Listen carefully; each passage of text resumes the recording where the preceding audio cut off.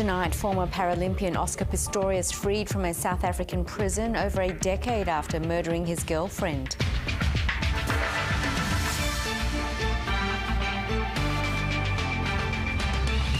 A man arrested over the alleged sexual assault of an aged care resident in Coffs Harbour.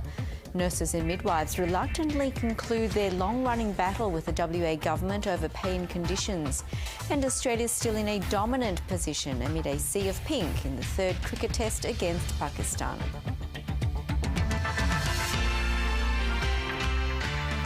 Good evening, Yvonne Yong with ABC News. Ex-Paralympian Oscar Pistorius has been released from a South African prison nearly 11 years after murdering his girlfriend, Riva Steenkamp. The convicted killer was granted parole and will remain under supervision until his sentence expires in December 2029. South African authorities say he's banned from conducting any media interviews until his parole is up. The one-time high-profile athlete killed Riva Steenkamp by shooting her through a locked bathroom door. Ms. Steenkamp's mother said she was not convinced Pistorius was rehabilitated as he had never shown remorse.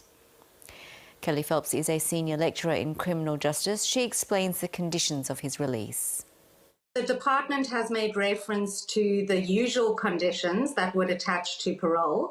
These include, as a standard matter of course, things like prohibitions on alcohol and other substance abuse, severe restrictions on movement, needing to stay at a fixed address and being checked on frequently that he is residing in that address. There'll also be restrictions around seeking permission for travel and employment. And it's very common that ex-offenders need to participate in certain programs that are approved by the Department of Correctional Services, such as anger management. He has maintained his version of events that he killed her in the mistaken belief that she was an intruder. And none of the courts have actually conclusively disproven that or found that to be false. In fact, ultimately, he was convicted of murder off the basis of his own version of events. Advocacy groups, of course, always express displeasure when an offender who has been convicted of a violent offence gets parole, and that's to be expected.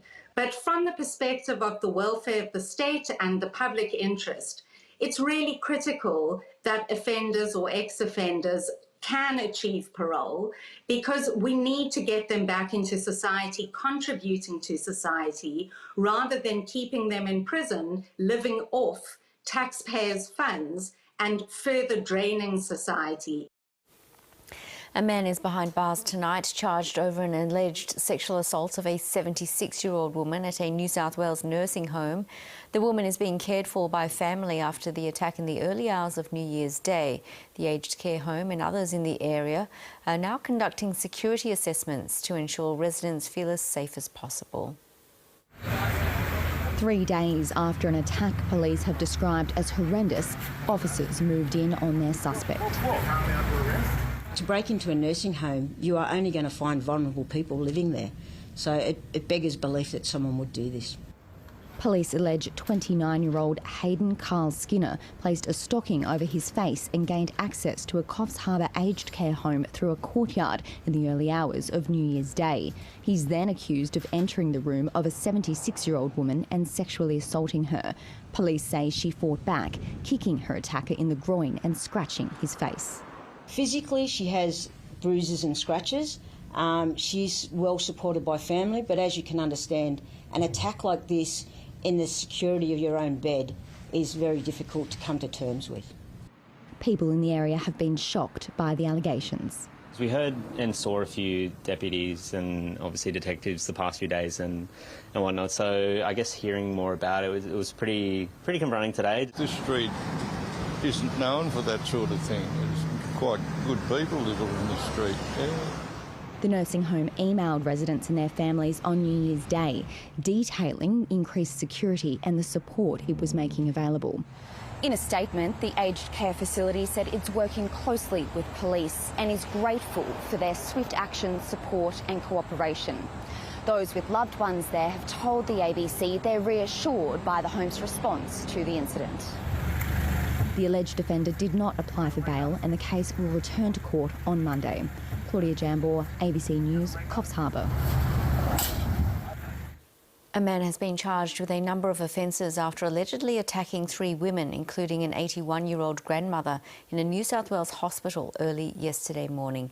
Police say Richard Paulan Lim was a patient in the Bankstown Lithium hospital where he allegedly assaulted 2 women aged 58 and 63. It's then alleged he punched and choked the 81-year-old woman, believed to be the mother of the other victims, before hitting her head against a wall.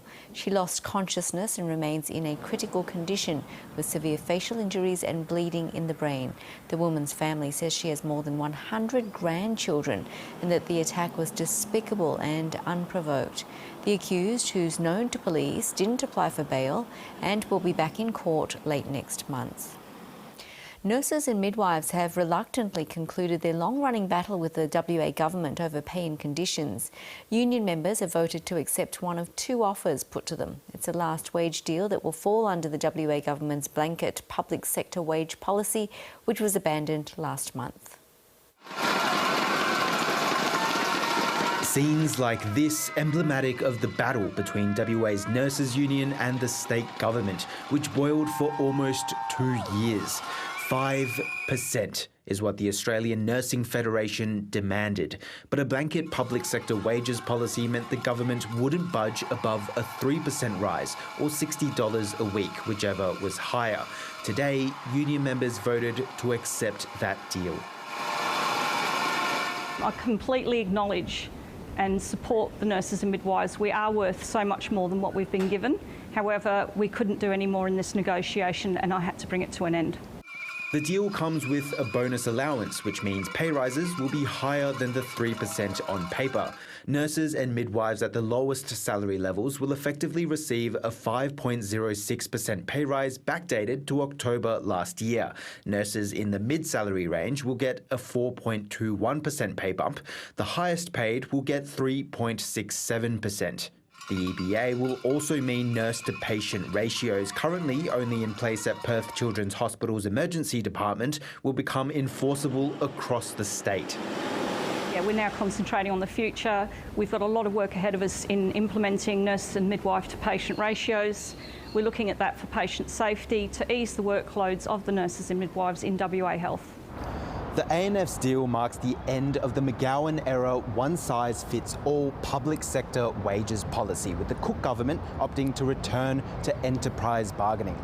We welcome the fact that government's moving into a more flexible policy that allows unions to bargain on merit and look at wages and conditions that properly reflect the value of public sector work. The new wages policy will be put to the test later this year against the backdrop of a state election in March 2025. Kason Ho, ABC News. South Australia's Premier has acknowledged a vulnerable man who died while waiting 10 hours for an ambulance was a victim of the state's ongoing ramping crisis. An investigation that was already underway into ramping will now look into the man's case too, as the state's ambulance service launches its own inquiry. Pictures shared on social media show Eddie smiling and enjoying outings organised through his disability support provider. The 54-year-old was living in assisted accommodation at a home in Adelaide's eastern suburbs, where flowers have now been left in his memory. Eddie died last week while waiting 10 hours for an ambulance for abdominal pain and vomiting. My thoughts are with the deceased and their next of kin and their family. An ambulance should have arrived within an hour, but with high 000 demand and significant hospital ramping, other more urgent call-outs were prioritised. As Eddie's symptoms worsened, his case was changed to a priority 1, but by then it was too late. Eddie's support provider, Lighthouse Disability, said in a statement it didn't want to comment, other than to say it was deeply saddened by the passing of one of its clients. The Premier, elected in 2022 on a promise of fixing the ramping crisis, says the government is getting on with the job by bringing 150 extra hospital beds online this year. Do you think it's fair someone's had to wait 10 hours for an ambulance? No, absolutely not. which is exactly why we're making those changes. We have got a situation in our healthcare system that should make South Australians extremely worried about the way their government is operating. Overall, the government's goal of reaching a Priority 1 patient within 8 minutes has seen major progress since Labor was elected. But the Premier still acknowledges Eddie was a victim of the ramping crisis, with more questions about his case to be answered in the review. When the Priority 1 call was made, the ambulance got there within 4 minutes. So that system worked as it should. The question is, why wasn't that upgraded earlier, and why was the wait so long in the first instance? And that's what the investigation will look into. An investigation South Australia's health system desperately needs. Evelyn Leckie, ABC News.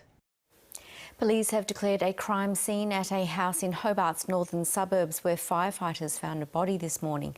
The house fire has been declared suspicious and police have arrested a 40-year-old man in connection with the blaze. This is the scene that confronted residents on a Glenorchy street about 7 this morning. Hopefully no one's in there, mate. I'm really worried. Firefighters quickly arrived and put out the blaze, but made a grisly discovery when they entered the home.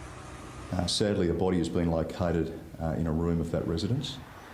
A short time later, police learned of a second fire and found a burnt-out blue Mazda 6 with the registration L78BI on a street in another suburb. Another report was received of a vehicle on fire in North Hobart.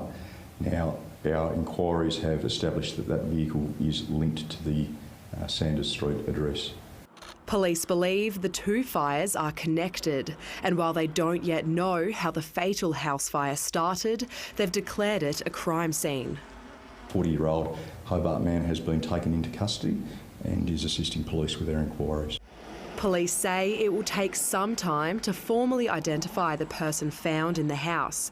Only one person was known to live there. Police also want the community's help.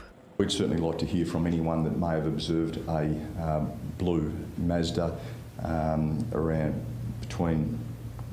between Glenorchy and North Hobart between the times of 6:45 this morning and around about 7:10. The street is still closed off to traffic hours after the fire was put out. Black screens have been set up around the home as police and fire investigators are on site working, and likely will be for some time. Eliza Closer, ABC News.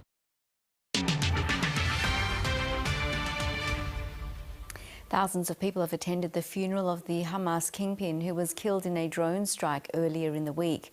The assassination has stoked the fury of the Lebanese militia who have vowed to retaliate. The US Secretary of State Antony Blinken is travelling to Israel in the wake of the strike. Thousands took to the streets of Beirut for Salah al-Aruri's funeral. The first targeted assassination of a Hamas leader outside Palestinian territories since the conflict started in October. This is a referendum to all Palestinian people who have become part of the resistance. They marched in an act of defiance against Israel and its ongoing war in Gaza. Whatever they do, as much as they kill, we are continuing on this path. At the same time, Israel continues to target Hezbollah cells, launching rockets towards its territory from Lebanon. The less safe I feel is right here on the road. But Israelis like Daniela Porat-Penso are waiting and hoping to return home, evacuated to a hotel from her kibbutz just over a kilometre from the Lebanese border. It's scary, I must say, and we need to be sure that we're safe in order to come and live here again in our homes. So this is our request from our government, from our army. Please make us safe. We'll apply maximum power with maximum precision everywhere that's needed. And we have your back. Thank you. The Israeli PM met with US officials, pledging what he called a fundamental change to the border with Lebanon and promising evacuated Israelis they would go home. Benjamin Netanyahu didn't specify what that plan would entail, but Israel's defence minister has laid out his vision for Gaza, proposing Israel will keep security control while a Palestinian body runs day-to-day administration and a coalition of other countries oversees a rebuild. all dependent on when or if Israel defeats Hamas. Alison Horn, ABC News, Jerusalem. The Islamic State group has claimed responsibility for bombings in southern Iran, which killed at least 80 people. 2 blasts struck crowds commemorating 4 years since the assassination of a top Iranian commander in a US drone strike. Well, General Soleimani's militia fought against the terrorist network in Iraq for years, and on its social media, IS said a suicide bomber detonated explosives among the gathering, while another perpetrator triggered a bomb 20 minutes later. Iran's leaders initially blamed Israel and the US and vowed revenge. There's doubt tonight over the future of the Northern Territory's newest major mine, with Core Lithium temporarily suspending mining at its Finniss site south of Darwin. More than 100 jobs will be cut as the mine scales back operations and relies on stockpiles.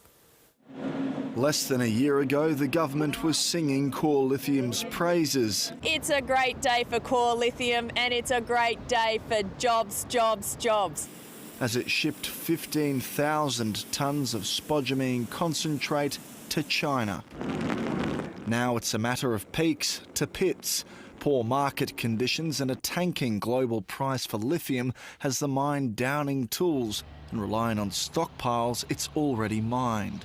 We've decided to pause mining for the moment, but we'll continue to process from a stockpile that we have. The lithium drop has been stark. The price per tonne was more than $8,000 at one point, dropping to $1,100 per tonne just last month. While many lithium companies have been affected, Core Lithium has seen its price tank, falling from $1.21 to 23 cents. Today's announcement saw the price drop 11%. As many as half the 300 workers on site will be laid off, but the government says they're confident they'll land on their feet. These miners and these technical staff and these scientists that are all involved in this industry of mining are in high demand. The opposition warning the territory's economy is too reliant on a few projects. Mining continues to be a significant platform for our economy, but we can't just rest on one new mine. We have to be aggressively pursuing investment. Also on hold is the construction of an underground mine near the open pit operations. Core is hoping that the price of lithium lifts globally, but it remains to be seen what it will do should it stay low. Miles Holbrook Walk, ABC News, Darwin. Far North Queensland's businesses are getting back to normal. All they need now is tourists. With the cyclone damage bill now estimated $2 billion, travellers are being lured to the region with the promise of cheap airfares and accommodation. First, the devastation. Now, the help. Great to have you here. The Premier and his entourage arrived with one key message. Cairns and Port Douglas are open for business. We are open for business here in Cairns and Port Douglas. Our region is open. 3 weeks after Cyclone Jasper ravaged the region, the focus is on financial recovery. Nearly 90% of businesses are open and ready to take visitors. What we need now is those visitors. To help get them there, the Queensland and federal governments are subsidising cheap airfares and discounted accommodation, hoping to prevent further damage to an industry that's already lost $250 million. We missed out on our peak season. We were looking at running into 100% occupancies just before Jasper and the flooding. That dropped away to 40s and 50% occupancies. But with some major roads in the far north still cut, places like Cape Tribulation remain off limits. We survive in this little community largely on tourism, and there have been no tourists here. The few that were here have very quickly left on boats, so the community is essentially ground to a standstill. And in the state's southeast, where a tornado tore through buildings, businesses say they're on the brink. Mount Tambourine Gallery owner Pam Gill bought her own generator and says the government's offer of disaster loans is an insult. Who wants to borrow more money? I mean, but that's not going to help anybody. It's just digging a bigger hole. That's not assistance. At a call centre in Brisbane, the government's bolstered the number of staff processing emergency hardship grants. Nearly $11 million has been paid out to 61,000 people. But that's just a small part of the total bill. The combined economic impact and the cost of recovery is $2 billion across the state. But these are very early days. And as more damage is revealed, that figure's only going to rise. Simon Cullen, ABC News, Brisbane. A painter from the Northern Territory is among a special group of artists who will exhibit their work at a renowned international art festival. Kieran Kadikpool will travel to Sri Lanka, a far cry from the tiny Indigenous community of Nauru, home to just 300 people. These artworks are among the most sought after in the country, painted in this modest workshop in a tiny and remote NT community. The pieces have hung in galleries across Australia and caught the eye of global collectors, some fetching up to $30,000. I've been painting since I was about 5 years old, from watching my family paint, like my mum, grandma and aunties. Making it onto the international stage was always a dream. Some of my family said it will happen one day, and now it's finally happening. I'm travelling overseas, and I feel really happy about that, and my dreams came true. Adding another chapter to his meteoric rise, this artist from Nauru is one of a select few artists from Australia chosen to exhibit work at Columboscope, a major art festival in Sri Lanka this month. His art telling stories of past generations. Mostly it's based around like weaving, because I come from a long line of weavers, like my mother, grandmother and great-grandmother. And I used to sit around with them when I was little, watching them doing weaving. Kieran will be travelling thousands of kilometres from the quiet streets of this tiny town to a city that's completely different. Kieran's very well known now, and it's just he was selected through being well known. The festival, another chance to promote his work. It's a big deal for any artist in Australia, not just an artist from Daly River. Gonna be like an eye-opener to see what the buildings are like and the people and the culture over there. Kieran will be exhibiting his collection at Columboscope from January 19. Roxanne Fitzgerald, ABC News. David Warner's missing baggy green cap is back in his hands after disappearing before his final test appearance for Australia. A couple of hours before play got underway today at the SCG, Warner announced the special item had been found. The third day of the Pink cricket test in Sydney is always Jane McGrath Day, a breast cancer fundraiser named in honour of the late wife of cricketing great Glenn McGrath. On the pinkest day of the test in Sydney came a baggy green miracle. I am pleased and relieved that I've got my baggy back in my hands. Any cricketer knows how special their cap is, and I'll cherish this for the rest of my life. On the eve of the test, David Warner made an impassioned plea for the return of the precious cargo after it went missing in transit.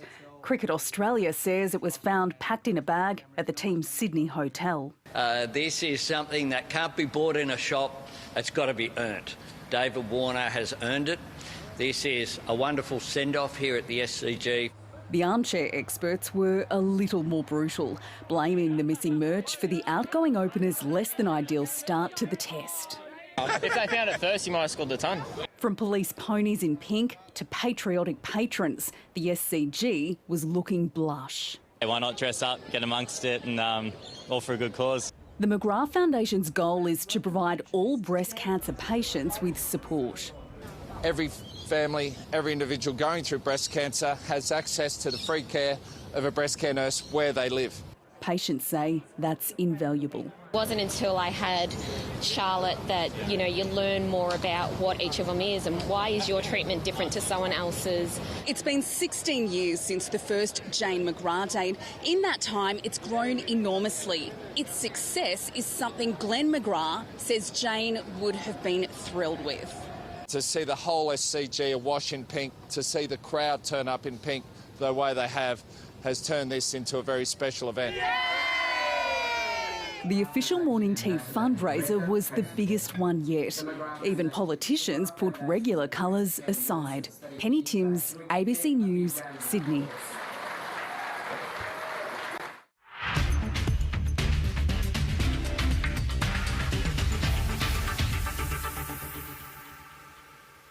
The The third cricket test between Australia and Pakistan has swung dramatically after the home team collapsed to give the tourists a narrow first innings lead. Josh Hazlewood led a dramatic late fight back with 4 wickets to set up a likely series whitewash for Australia. A day of wildly fluctuating fortune started almost sedately as Marnus Labuschagne looked to set a platform. That is classy and elegant. His mentor also looked in good touch. Delightful. Not so Pakistan's fielders. That's his knee is dug in there. It wasn't the only mishap. Oh, what's going on there? That was ridiculous. Labuschagne brought up a patient 50. Nice shot from Marnus, and this is going to race through to the fence for 4. A distracted Steve Smith held up play for almost 5 minutes as ground staff scrambled to remove a ball of tape on the sight screen. That's it. Raise your arms. He was out soon after for 38, hitting straight into a stacked offside field. Can you believe it? He's fallen for it. The next over, Labuschagne was out for 60 to a stunner from Salman Agha. Wow, what a ripper that is! Travis Head made it to 10 before his miserable series continued. How far is that going? Give it out. By contrast, Mitch Marsh is in rare touch, bringing up his 4th consecutive Test 50. Another fine innings. But he was out just 4 runs later to the bowling of Ahmed Jamal. Out, just like that. That triggered a collapse as Jamal took the last 4 wickets for just 6 runs to end up with 6 for the innings. Pakistan had a 14-run first innings lead, but almost immediately were in trouble thanks to a Mitch Starc special. Then, just like in the first innings, Josh Hazlewood struck in the very next over. Throws the bat at it. Hazlewood gets his man. Edged. I don't believe what I'm seeing here. And then picked up an astonishing 3 wickets in his last over to take his Test tally to 249 as Pakistan fell apart to be 7 for 68 at stumps. An Australian win tomorrow looks a formality. David Mark, ABC News, Sydney. Australia's Rinky Hijikata's campaign at the Brisbane International has ended in the quarter-finals, going down in straight sets to world number 14, Grigor Dimitrov. The Bulgarian raced through the opening set, winning 6-1. Hijikata put up more of a challenge in the second, but couldn't match his veteran opponent. Let's check your national weather forecast for the weekend. Patchy cloud over Townsville, wet in Cairns, thunderstorms for Darwin and Alice Springs, a few clouds for Broome, clear and hot in Perth, scattered thunderstorms for Adelaide, sunny in Hobart, patchy cloud over Melbourne and Canberra, overcast in Sydney and showers in Brisbane. That's the latest from ABC News. I'm Yvonne Yong. Have a great evening.